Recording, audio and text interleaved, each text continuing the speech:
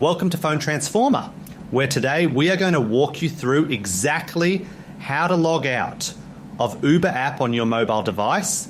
This quick guide will help you securely exit your profile to protect your privacy or switch to a different account. So now, let's get started.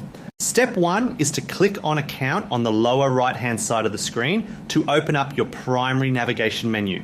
This section is important because it serves as the central hub for your personal profile, trip history, and all of your specific app configurations. Step 2 is to scroll down and click on Settings to access the deeper customization and security options for your rider profile.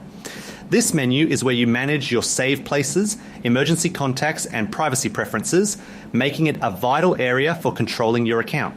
Step 3 is to scroll all the way down to the bottom and tap on Sign Out to officially end your current session on the device.